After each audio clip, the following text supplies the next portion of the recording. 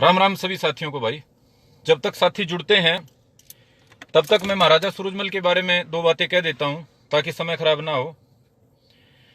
महाराजा सूरजमल ने जब जयपुर की लड़ाई में हिस्सा लिया था, दो राजपूत राजाओं के उत्तराधिकार की लड़ाई थी, तो किसी राजपूत क्षत्राणी ने पूछा महाराजा सूरजमल के बारे में, क्योंकि महाराजा सूरजमल 7 फुट 2 इंच की हाइट थी और बड़े डील डोल वाले मजबूत उनका व्यक्तित्व था। तो उस राजपुतानी ने पूछा तो कवि ने कहा कि नहीं सही जाटनी ने व्यर्थ प्रसव की पीड़, जन्मा उसके गर्भ से सूरजमल सा वीर। तो वो महाराजा सूरजमल जिनकी यशोगाथा सैकड़ों सालों तक लगातार गाई जाती रही है, आज कुछ तुच्छ बॉलीवुडियों ने अपनी फिल्म चलाने के लिए, पब्लिसिटी के लिए जिस तरीके से उनके नाम का गलत इस्तेमाल किया है, भाई हमारा फर्ज बन जाता है कि उनके अपमान का बदला लेने के लिए हम कोई ठोस कदम उठाएं। मेरे तमाम मित्रों साथियों, दो तरह के समाज में लोग हैं। एक अपने आप को जो बुद्धिजीवी कहने वाले, जो हर बात में सोच विचार बहुत ज्यादा करके कहते हैं फैसला करेंगे। उनके कहने का हर बात में कोई ना कोई नकारात्मक मतलब होता है। अब भी वो कह रहे हैं कि कोई बात नहीं भाई, हो जाएगा, पान चल जाएगा काम, अगर हम ज्यादा कुछ करेंगे तो फिल्म की पब्लिसिटी होगी। भाई मैं ज्यादा बुद्धिवादी नहीं हूं, मैं दिल से ज्यादा सोचता हूं। तो मेरे जितने साथी साथ में जुड़ रहे हैं, एक बार इस वीडियो को आप शेयर कर दें ताकि सारे साथी जुड़ जाएं। जब तक साथी जुड़ते हैं तब तक महाराजा सूरजमल की ही मैं खुद की लिखी हुई कुछ बातें आपको बता देता हूं। अहमद शाह अब्दाली ने 1761 से पहले 1757 में भी हमला किया था, और 1757 के हमले में अब्दाली ने आगरा, मथुरा, वृंदावन सबको तहस नहस कर दिया था। और महाराजा सूरजमल को एक चिट्ठी लिखी थी कि सूरजमल, तू मेरी अधीनता स्वीकार कर ले, जो 3 तेरे किले हैं, भरतपुर का, कुम्हेर का और डीग का, ये मेरे हवाले करके मेरी गुलामी स्वीकार कर ले। महाराजा सूरजमल ने जो पत्र लिखा था, आपको जान के हैरानी होगी, वो पढ़ने से पता नहीं लगता, ऐसा लगता है कि जैसे भगत सिंह ने अंग्रेजों को पत्र लिख रखा है। तमाम साथी शेयर कर दें मैं इसको। महाराजा सूरजमल ने अब्दाली को लिखा कि बड़े अचरज की बात है कि इतने बड़े सम्राट ने इस छोटी सी बात पे भी विचार नहीं किया कि इतनी फौज इकट्ठा करके, इतने लाव लश्कर को लेके इस छोटे से अभियान पे उसको खुद आना पड़ा। और जहां तक मेरी बात है, मेरे प्रदेश के कत्ल और बर्बाद कर देने की धमकी की बात है जो कि अहमद शाह अब्दाली दे रहा था, तो एक बात को समझ लो सम्राट जी कि वीरों को इस बात पर कभी भय नहीं हुआ करता। सभी को मालूम है कि क्षणभंगुर जीवन पे तनिक भी भरोसा नहीं किया जा सकता। जहां तक मेरी सूरजमल की बात है, मैं अपने जीवन की 50 पीढ़ियां पार कर चुका हूं और अभी और कितनी करनी बाकी हैं ये मेरे को नहीं पता। और मेरे लिए इससे बढ़ के कोई वरदान नहीं हो सकता कि मैं शहादत के अमृत की घूंट का पान करूं। देर सवेर हर बहादुर सैनिक को युद्ध के मैदान में बलिदान की जो अमृत है उसके घूंट का पान करना ही पड़ता है। और यादगार के रूप में इतिहास के पृष्ठों पे मेरा और मेरी आने वाली पीढ़ियों का नाम रहे, मेरे पूर्वजों का नाम रहे कि एक साधारण से किसान के बेटे ने इतने बड़े राजा के साथ टक्कर लेके दिखाई थी। इसके सिवा मेरे पास गर्व करने लायक और इससे बड़ा कुछ नहीं हो सकता कि एक किसान के बेटे ने इतने बड़े राजा से बराबरी से लड़ाई लड़ी और लड़ते लड़ते वीरगति को प्राप्त हुआ। और जहां तक बोला मेरे किलों को देने की बात है, तुम्हारे बोला सिपह सलार कह रहे हैं कि भरतपुर के ये किले तो मकड़ी के जालों के बराबर हैं, तो ये मकड़ी के जाले हैं, ये क्या हैं, इसका फैसला रणभूमि होगा। मेरे मित्रों साथियों, एक विदेशी दुश्मन के सामने जिसने पूरे भारत को आतंकित करने का काम करा, उसके सामने उस शेर ने जवाब दिया था और उसको इतने बुरे तरीके से इस फिल्म ने दिखाने का काम किया है। मैं बुद्धिवादियों की बात पे नहीं जाऊंगा, एक आम जाट के रूप में, एक नौजवान के रूप में आपसे पूछना चाहूंगा, 7 फुट 2 इंच का वो शख्सियत किस तरीके से इस फिल्म में दिखा रखा है। सदाशिवराव भाऊ की, जो मैं अपमान नहीं करूंगा, महान लड़ाके हमारे मराठे भाई रहे हैं, देश के लिए गर्व करने लायक, महाराजा शिवाजी से लेकर अब तक उन्होंने बड़े काम किए, लेकिन सदाशिवराव भाऊ की जो हाइट थी 5 फुट 4 इंच थी और महाराजा सूरजमल की हाइट थी 7 फुट 2 इंच की। सदाशिवराव भाऊ का जो वजन था महाराजा सूरजमल की तुलना में आधा था, 150 किलो के थे महाराजा सूरजमल। और इसमें चरित्र कैसा दिखाया गया है, शक्ल देखने से क्या लगता है, ऐसा लगता है कि महाराजा सूरजमल तो कोई जोकर टाइप का आदमी था। जिस किस्म की बोली का इस्तेमाल महाराजा सूरजमल के मुंह से दिखाया गया है, मेरे तमाम साथियों, वो बोली, वो ब्रज भाषा नहीं है, वो हरियाणवी भी नहीं है, वो राजस्थानी भी नहीं है, वो एक खिचड़ी दी गई है सिर्फ अपमान करने के लिए और सिर्फ हमारी जाट जाति की और उत्तर भारत की क्षत्रिय जातियों की भावनाएं भड़काने के लिए। उसके अलावा मेरे भाई, जो ऐतिहासिक झूठ इस फिल्म के माध्यम से चलाया गया है, मैं उस पर बात करता हूं। महाराजा सूरजमल ने आगरे का किला 1961 में ही अपने कब्जे में कर लिया था, और उससे पहले भी ऐतिहासिक प्रमाण है कि आगरा के किले का जो संचालन था वो महाराजा सूरजमल भरतपुर रियासत के पास था। तो ये तो सोचने की बात नहीं है कि आगरे के किले के सौदे के लिए महाराजा सूरजमल ने साथ नहीं दिया।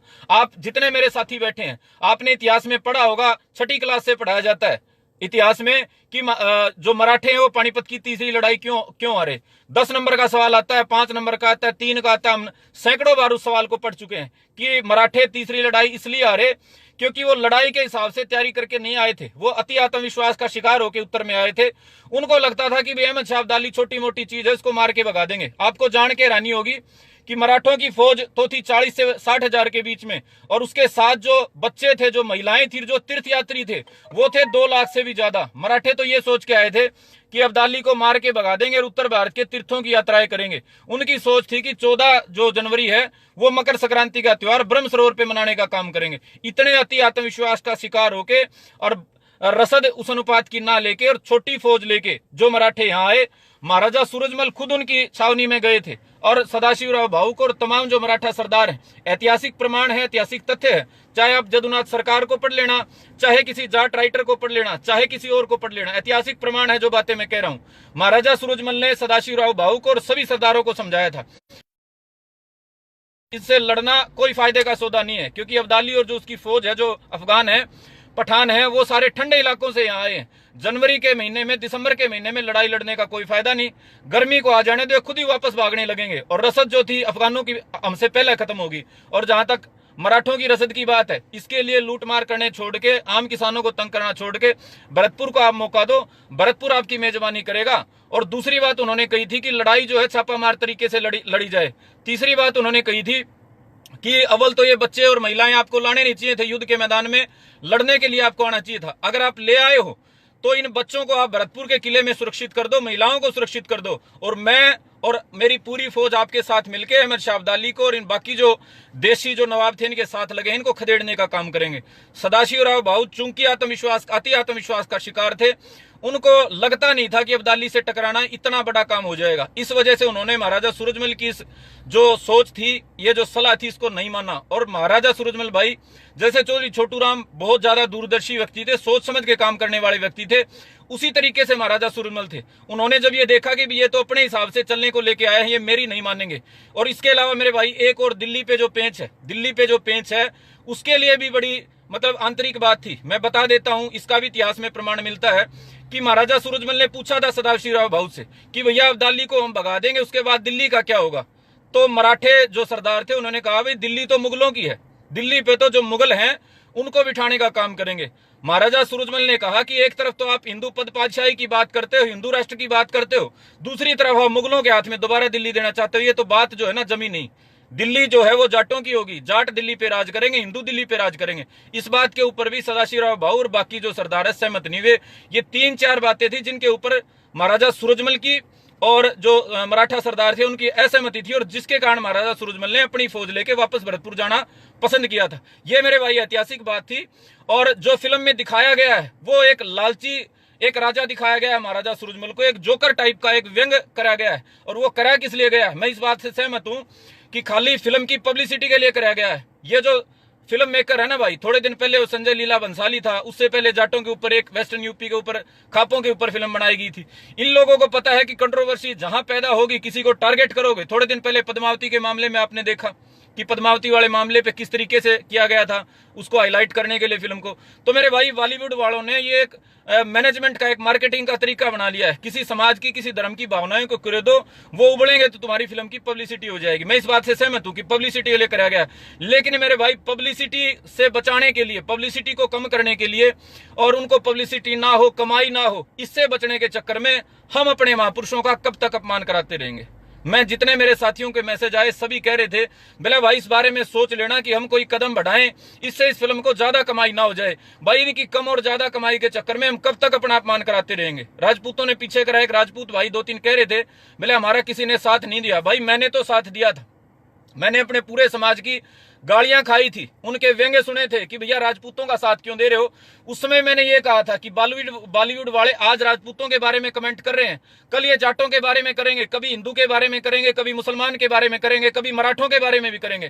तो इसके लिए मेरे भाई हमारे को है ना पैरवी मजबूती से करनी होगी। इस बात को ध्यान में रखते हुए कि आगे भी बार बार करेंगे। मेरा जो सुझाव है, मेरा जो तरीका है भाई, यदि सड़कों पे हम निकलेंगे, यदि किसी हॉल के पर्दे हम फाड़ेंगे, कोई ज्यादा फर्क नहीं और लोग देखने जाएंगे। मेरी ऐसी सोच है कि आशुतोष गोवारीकर को, जो इसका डायरेक्टर है, उसी की पत्नी इसकी प्रोड्यूसर है, और जो अशोक चक्रधर इसका लेखक है, उनको भाई थानों में घसीटा जाए, थानों में घसीटा जाए और मजबूती से घसीटा जाए। जो इन्होंने इस फिल्म में करके दिखाया है मेरे भाई, सीधा सीधा एक मुकदमा बनता है फौजदारी का, जिसमें हमारी जो भावनाएं हैं उनको ठेस पहुंचाई गई है, और हमारी भावनाओं को ठेस पहुंचाने का इनके ऊपर सीधा सीधा मुकदमा दर्ज करवा के पूरे उत्तर भारत में, पूरे जितना भी हमारा समाज है जो महाराजा सूरजमल में आस्था रखता है, भाई प्रमाण सहित, तर्क सहित आप मुकदमा दर्ज करवाएं। और मैं शुरुआत कर रहा हूं भाई, मैं किसी और को ज्ञान देने से पहले मैं शुरुआत कर रहा हूं। मैं उम्मीद कर रहा था कि भरतपुर के हमारे जो सम्राट हैं, महाराज हैं, हमारे राजा हैं, सम्मान के योग्य हैं, विश्वेंद्र सिंह जी, और उनके जो इलाका है वहां से शुरुआत होगी। उन्होंने प्रोटेस्ट तो किया है, लेकिन प्रोटेस्ट से मेरे भाई फायदा कुछ नहीं होगा। ये जितने भी ये फिल्म मेकर है ना भाई, एक बार इनको यार नारनूद के थाने में उकड़ू बैठना पड़ गया ना भाई, यहाँ एक बार इनको कैथल में, कलायत में कहीं उकड़ू बैठना पड़ गया, दोबारा हिम्मत नहीं करेगा भाई कोई भी। एक बार सलमान खान को धमकी पहुंची थी कि तेरे को मारेंगे बिश्नोई, दोबारा उसने हिम्मत नहीं करी भाई। तो भाई एक बार हमारे को हिम्मत दिखानी पड़ेगी, और ये हिम्मत एक जगह नहीं, मैं तो चाहता हूं कम से कम 1000 मुकदमे इनके खिलाफ दर्ज हों। और सिर्फ पर्दे पाड़ने से मेरा जो अनुमान है कि सिनेमा घर में कुछ भी करेंगे तो ये फिर वो जातिगत बात हो जाएगी, लोग हमारा तमाशा करेंगे, मखौल करेंगे, और ज्यादा इनकी पब्लिसिटी होगी। तो मेरे तमाम मित्रों, साथियों, ऐतिहासिक जो बात थी मैंने वो आपको बताई कि महाराजा सूरजमल उत्तर भारत में एकमात्र अजय योद्धा थे। बड़े बड़े सम्राट देश में हुए, लेकिन ऐसा कोई नहीं हुआ जो अजय रहा हो। महाराजा सूरजमल हिंदुस्तान का, एशिया का ओडिसी कहा जाता है, ओडिसियस कहा जाता है। ओडिसियस थे ट्रोय की लड़ाई में बहुत बड़ी भूमिका ओडिसियस ने निभाई थी। यूनान के बहुत बड़े लड़ाके थे, एक्लीज के बाद, हेक्टर के बाद बड़ा नाम है उनका। तो हिंदुस्तान का ओडिसियस कहा जाता है। महान लड़ाका, महान विचारक, दूरदृष्टि वाला प्लेटो कहा जाता है। तो मेरे भाई ऐसे सम्राट के साथ अगर इस तरीके से पेश आया जाएगा तो मेरे भाई उससे हमारे समझदार होने का कोई फायदा नहीं, हमारे लड़ाके होने का कोई फायदा नहीं। मेरे तमाम जितने जाट साथी सुन रहे हैं भाई, लेने देने को हमारे पास एक तो नाम था इतिहास में, हमारे बाप दादे कहते हैं बोले हमारा इतिहास मिटा दिया गया भाई, हमारे इतिहास को मिटा दिया गया। लेकिन भाई एक नाम जो बचा हुआ था ना, अगर उसको सरेआम ऐसे जलील कराया जाएगा तो भाई फिर कोई नौजवानी का, समझदारी का कोई फायदा नहीं। हमारा बुद्धिजीवीपना, हमारा तर्कपना, इसको रख दो मेरे भाई, उतार के खुट्टी पे टांग दो। अब समझदारी की बजाय व्यवहारिकता ये कहती है कि कमाई तो इनकी कोई नहीं, थोड़ी और फालतू हो जाएगी, लेकिन इनको अकल हमारे को लगानी पड़ेगी। मेरे तमाम मित्रों, साथियों, जो उसका FIR दर्ज कराने का मजमून है, मैं आपको तरीका बता देता हूं। आपने सबने वीडियो एक एक डाउनलोड कर ली होगी जो हमने डाली थी। वीडियो को दोबारा डाउनलोड कर लीजिए और उसके बाद एक हॉल की टिकट खरीद लीजिए, जिसके नाम से आपने मुकदमा दर्ज करवाना है। हॉल की टिकट खरीदिए, उस टिकट को, इस वीडियो को चिप में डाल के एक एप्लीकेशन में ऊपर डालता हूं मजमून उसका, वो एप्लीकेशन लिखिए, सीधा SHO के पास जाइए कि FIR दर्ज करो जी। कैसे आपको लगा पता? पहले मैंने सोशल मीडिया पे देखा कि हमारे महापुरुषों के बारे में इस तरीके की अभद्र, अपमानजनक बातें करी जा रही हैं। उसके बाद मैंने हॉल में जाके देखा और अब मैं तर्क सहित, प्रमाण सहित मैं आया हूं। इतिहास के साथ ये जो छेड़खानी करने की कोशिश है, अपनी पब्लिसिटी के लिए, एक समाज को, एक जाति को टारगेट करने की जो कोशिश है, एक हमारे महापुरुष को बदनाम करने की जो कोशिश है, हम नौजवान उसको किसी भी हालत में सहन नहीं करेंगे। मेरे तमाम मित्रों, साथियों, मैं लंबी चौड़ी और कोई बात ना कहते हुए आप सभी से अपील करता हूं कि आप इस वीडियो को ज्यादा से ज्यादा शेयर करना, मैसेंजर में भी शेयर करना, और अपने व्हाट्सएप पे भी इसको शेयर करना, ज्यादा से ज्यादा साथियों तक पहुंचाने का काम करना। और आगरे के किले के लिए ऐतिहासिक प्रमाण है कि उस समय भी महाराजा सूरजमल की उसमें था, जिसके बारे में इतना बवाल है। और 12 जून 1761 को आगरे का जो लाल किला है, महाराजा सूरजमल ने दोबारा से उस पर कब्जा कर लिया था। और जो वीर गोकुला को 90 साल पहले, लगभग 1670 में जो टुकड़े टुकड़े करके औरंगजेब के द्वारा फेंका गया था, उसका बदला भरतपुर के जाटों ने ले लिया था। तो महाराजा सूरजमल के बारे में जो ये बातें हैं मेरे भाई, इनके बारे में किसी भी किस्म के संशय की गुंजाइश नहीं होनी चाहिए। और मेरे तमाम मित्रों, साथियों को महाराजा सूरजमल के मान सम्मान के लिए मैदान में आना चाहिए, चाहे राजस्थान का जाट हो, चाहे हरियाणा का जाट हो, चाहे उत्तर प्रदेश का जाट हो, और चाहे भाई और कोई क्षत्रिय जाति का हमारा साथी हो, चाहे और कोई समझदार साथी हो। भाई ऐसे महापुरुषों को टारगेट लगातार करते रहने देना भाई, इसको स्वीकार नहीं करा जा सकता। तमाम मेरे साथियों ने कमेंट करे हैं, मैं सभी का धन्यवाद करता हूं। बहुत बहुत धन्यवाद साथियों। और मैं अभी इसके वीडियो के ऊपर वो अपना पेस्ट कर देता हूं, जो हमारा जो FIR का मजमून है वो आप लिख लेना और उसको आप थाने में लेके अपना जमा कर देना। तमाम साथियों को धन्यवाद। जय हिंद, जय भाईचारा, जय श्री राम। महाराजा सूरजमल अमर रहे। अच्छा सुनो, सब्सक्राइब करते वक्त ना घंटी बजा देना, ताकि जब मैं ऑनलाइन आऊँ तो तुम्हारे फोन की